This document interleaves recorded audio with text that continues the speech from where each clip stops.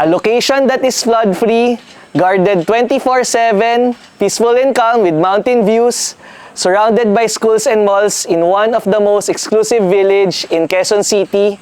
We are here again in Tivoli Royal. And today, we are going to feature another amazing house. This is Ryan Angeles of Triar Property Marketing. Welcome to another episode.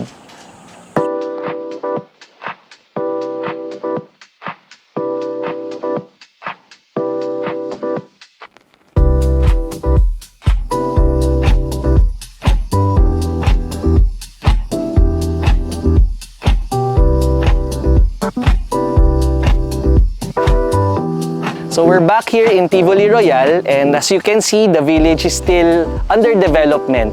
Ayan. So sa facade ng house, the first thing that you will see is the modern contemporary design. The highlights of the wood, the stone, the glass that gives natural light, and the dark toned panels. Add them all together, ang lalabas, ang itsura ng house is very, very elegant siya. Okay, so we have two entrances, the main garage, okay, para sa mga car natin, and our main entrance or main door for the peoples. Para sa mga bisita natin, okay, para sa tao, ayan. So we're here on the main gate. Ayan, mapapansin nyo that from here, yung accent ng house, it extends up to dito sa facade. So meron tayong wooden accents. Of course, surrounded tayo dito ng garden. Pwede natin tong ayusin for yung mga plantitos and plantitas natin. And for safety, we have CCTV. Ayan. So pagpasok nyo, ayan, yung stairs, it has tiles na. Tapos meron tayong steel railings for safety. And ito yung, actually, hindi ko nasabi to kanina dun sa facade eh. Ito yung isa sa nagpapaganda ng house, so, na though it's a structure because of the plants that you can see sa harap ng bahay, nag-a-add siya ng coolness, fresco vibes dun sa bahay. So, akit tayo. Yan. So, we're here sa front door.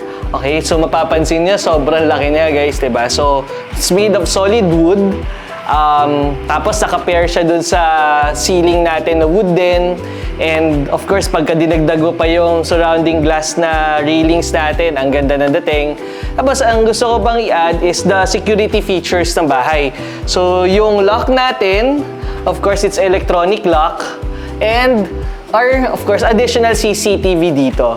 Ayan. So bago tayo pumasok, mapapansin nyo rin na around the house meron tayong mga accent light that gives a very premium feel or looks pagkagabi. Ayan. So, pasok na tayo. Tara!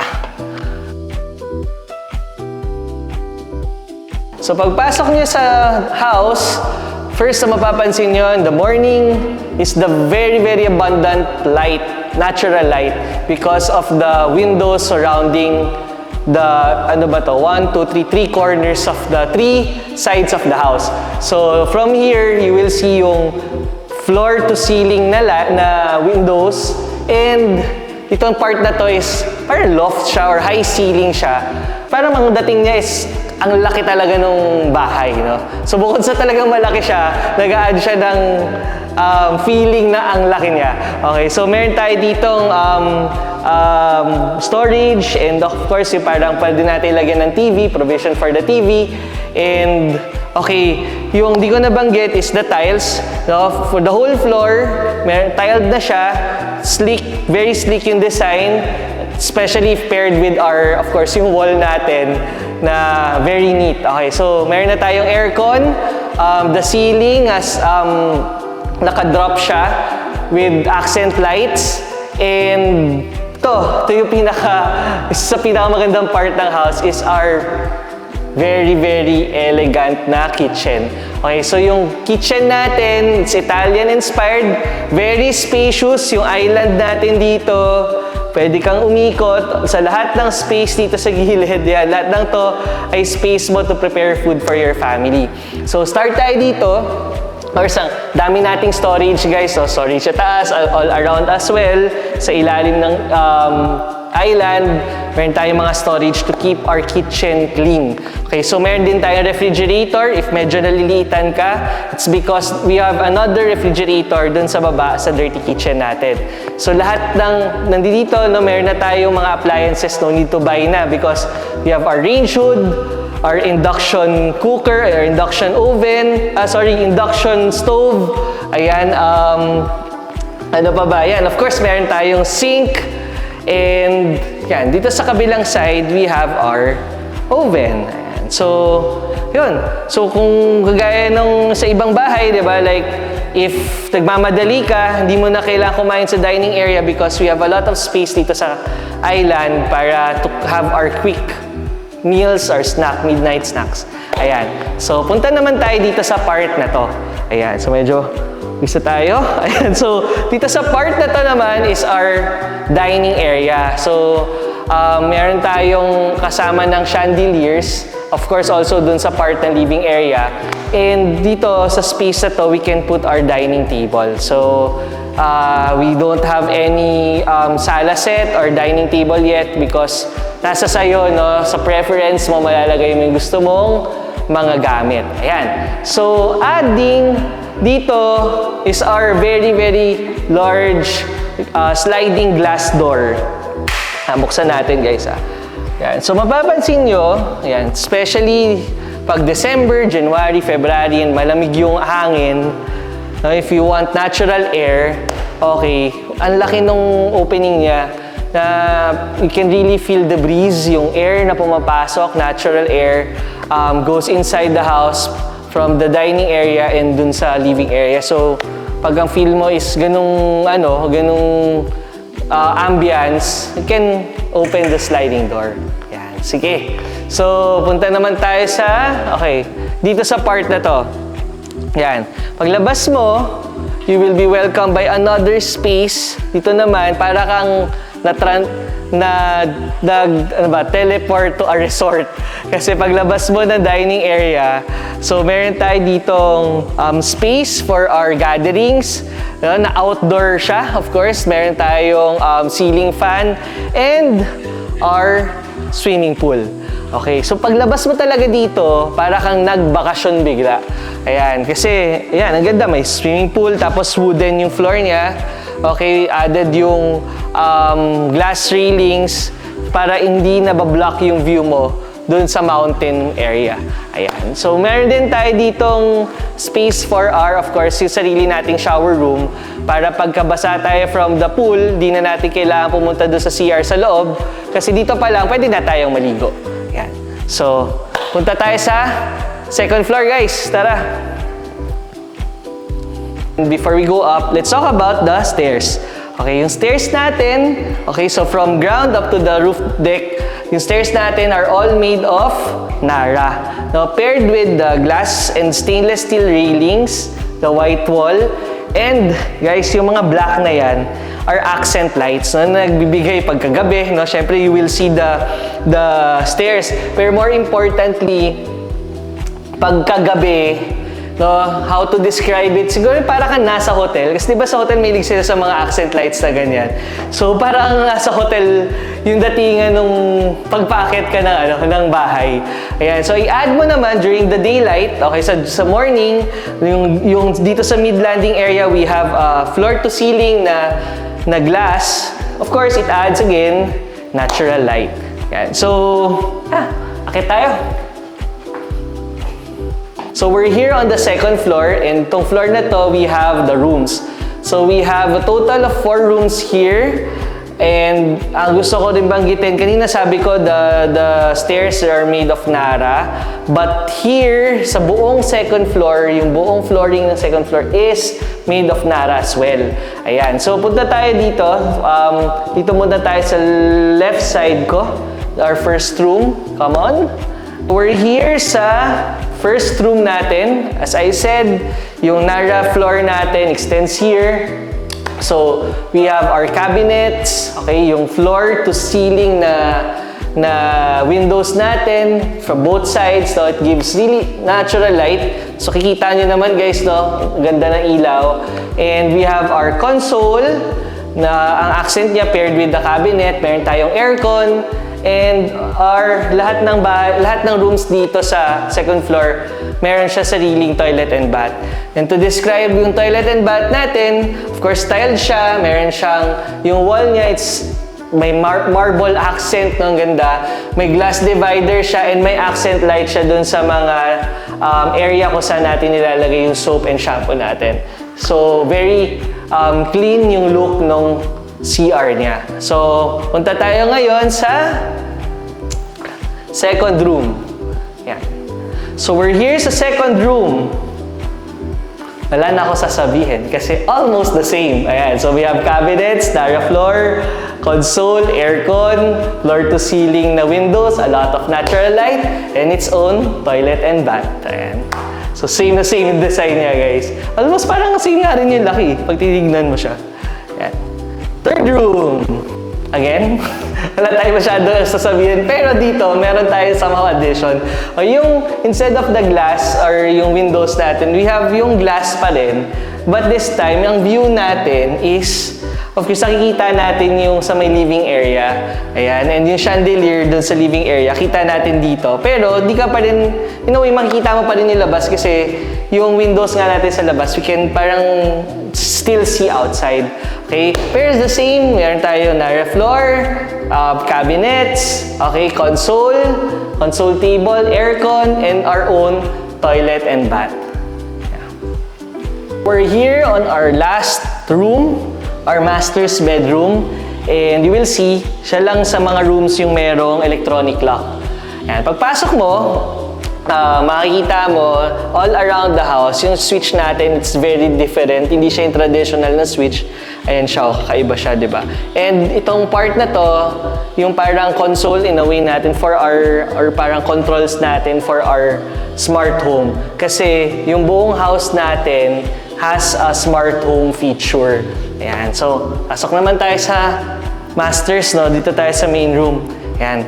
So, in a way, identical, but dun sa other rooms natin, but merong added features, no? Meron tayong console, of course, and our cabinets, walang cabinet dito because we have our walk-in closet na puntahan natin later. Meron tayong yung glass window, okay, na makikita din natin yung living room area. Yung mapapansin mo dito yung part ng house na high ceiling. And dito naman sa side na to is our from dulo sa dulo, no, yung windows natin. Yan. But this time we have our panels, so vertical slated panels. Purpose niya is if it's too sunny, okay, hindi pumapasok lahat ng heat, and at the same time when the window is open, kahit na hindi pumapasok yung init ng araw, pero pumapasok pa rin yung natural air. At the same time, it provides privacy sa mga nandito sa room na to. Ayan. So, dito sa windows, dito yung bed natin. Papapansin nyo rin sa upper part niya, guys, meron tayong mga accent lights all over. Ayan. So, sa gabi, ang ganda rin ng dating niya. And dito, okay, meron din tayong window again. So, yung window, meron pa rin tayong vertical slated panels. Ayan. So, nandito na tayo ngayon sa ating walk-in closet. Ayan, pasok tayo. So, I forgot to mention, guys, we have two aircons, split type aircons. So, 1 and 2. Ayan, dito naman sa lobby yung pangalawa. So, a lot of cabinets around. So, natatakpan pa ng door, pero meron din dito. And of course, connected din siya sa ating toilet and bath. But this time, we have our double vanity. Ayan, so, ayan. Okay. And here, inside you will see glass dividers for our shower and our toilet. Diba? So, ganda, di ba? Ayan. We're here doon sa papunta sa roof deck. Pero bago tayo umakyat doon sa stairs, you will notice dito sa part na to, we have a drainage. Kasi if you worry about the rain, yung water bumababa, papasok doon sa house, walang problema kasi meron tayong drainage dito. Ayan. So pag akyat natin, you will notice that our floor is paired or similar dun sa flooring natin, dun sa may pool area. So para siyang extension ng pool area or open area natin. Okay, so from here, ang laki ng space, no, guys. You can use this for events, no, gatherings, and mapapansin nyo dito, meron tayong glass railing. So if you have events, yung view ninyo, hindi siya mahaharangan. Kasi syempre yung all around, you will see dito nga yung mountain area natin. Ang ganda ng view, no? Especially guys, ngayon medyo mainit lang because it's summer, pero during December or yung malalamig na times, presko dito. Kaya, meron tayong mga accent lights, upuan, and our provision for our plants. Namatay lang yung plants sa heat, pero pwede natin itong lagyan ng mga plants. Meron tayong sink. But most importantly, guys, to the other side ng ceiling, you will see solar panels. Yan. Yung solar panels natin, lalo na ngayon, ang mahal ng kuryente, di ba? Because of that, syempre, it will save you, no, yung bills natin sa electricity. So, yeah, yun yung pinakamagandang part dito, no? Lahat ng power natin comes from the solar as well. Yan. So we're back sa living area. Before we will go down dun sa garage area. But before we go down, yan, idaanan natin to. So the same switch dun sa taas and our control, no, for our smart home feature. Yan. So let's go sa baba. So again, sa mid-landing area natin, we have floor-to-ceiling window that gives natural light. Of course, yung mga accents natin, yung lighting natin, yan, ngayon nakasindi siya, so you will notice, especially in the night, mas mapapansin nyo siya. Yan. So let's go down here sa another floor. And before we go to the garage, left muna tayo dito. So this floor has its own toilet and bath, and a very, very spacious function room. Okay. Function room, ikaw nang bahala. Anong gusto mong gawin dito? Pwede mo office, pwedeng gaming room, pwedeng your own gym, because meron siya sariling aircon, and yan, meron siyang sliding door here, and na connected siya sa garden natin. So, syempre, wag open mo to. Again, natural air ulit yung papasok. Yan. And guys, di ba, hindi lang tayo sa taas, sa upper floors, pati dito, we have our Nara floors. Ayan. So, the other side naman, that helps with our natural light is another dulo-to-dulo window, end-to-end na glass window. Na, again, you can open this, and what you will see is the garage area naman. So, on both sides, we have open air, open windows that can provide air. Ayan. So, before we go to the garage, punta muna tayo sa another floor. Ayan. So, baba tayo here. We have our sliding door. So, of course, dito rin manggagaling yung natural air natin. Sa left side, we have our storage. And when you open it, sobrang laki din niya sa loob. So, dito natin lalagay yung mga gamit na ayaw nating nakakalat, of course. And then, let's go here sa other door. Yan. And this is our another kitchen.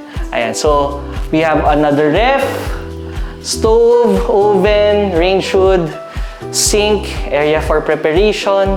Yan. So, meron tayo another place here to prepare our foods. So, dito naman is our maid's quarter. So, yung maid's quarter, they have their own cabinets and toilet and bath. We're going naman dito sa outside part, our laundry area. So, ayan, we have our, of course, yung faucet natin. Dito may sink din tayo. Ito natin nilalagay yung ating mga labahin. Ayan. And then, so when we go straight, okay, you will see, meron tayong mga pocket garden, greeneries natin. So, syempre, yung pagiging presko, no, importante talaga to eh. Our stainless steel railings, yan. So, talagang paired siya talaga doon sa buong bahay. Meron din tayong CCTV dito for our safety.